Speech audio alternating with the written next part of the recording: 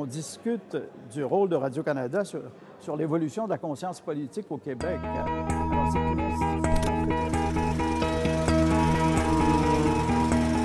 Le titre, c'est La télévision de Radio-Canada et l'évolution de la conscience politique au Québec. C'est un long titre, mais il n'y a pas de sous-titre. Alors, c'est un ouvrage qui regroupe plusieurs collaborateurs. C'est un ouvrage que j'ai co-dirigé avec Denis Monnière. L'idée, elle est venue des gens de la Société du patrimoine politique du Québec que préside Denis Monnière et qui pensaient que c'était une bonne idée, à l'occasion des 60 ans de la télévision de Radio-Canada, de faire le bilan de l'action de Radio-Canada dans l'évolution du Québec, de son rôle dans la construction de l'identité québécoise et de ce qu'on a appelé la conscience politique au Québec.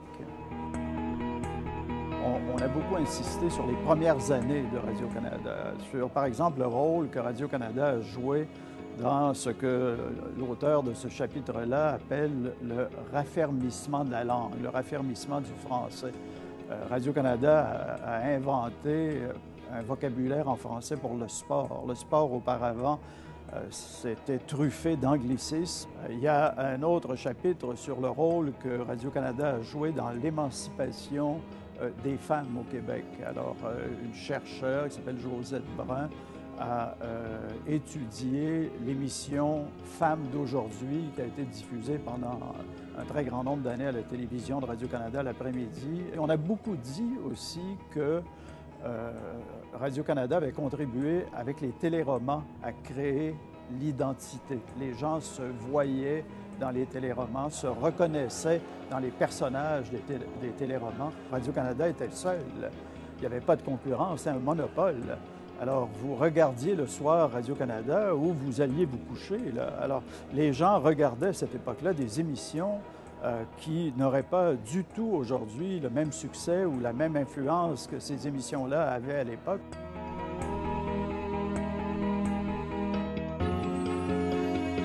Son mandat lui demande de contribuer au partage d'une conscience et d'une identité nationale. Alors, il y a eu autour de ça énormément de débats politiques. On a dit qu'il y avait des séparatistes à Radio-Canada, puis l'évolution politique. Les débats politiques sont venus avec tous les grands événements politiques au Québec.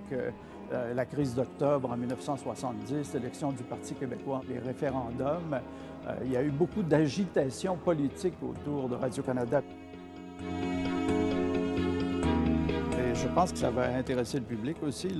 La télévision, ça intéresse tout le monde. Alors, la question de la langue, c'est encore un débat politique, un des principaux débats politiques actuels. Les téléromans, ça intéresse tout le monde. L'émission Femmes d'aujourd'hui, il y a bien des femmes qui ont regardé ça pendant des années. Alors, vous voyez, ensuite, l'information, le rôle de Radio-Canada en journalisme, l'ouverture sur le monde. Maintenant, le fait que l'information se transforme beaucoup en divertissement.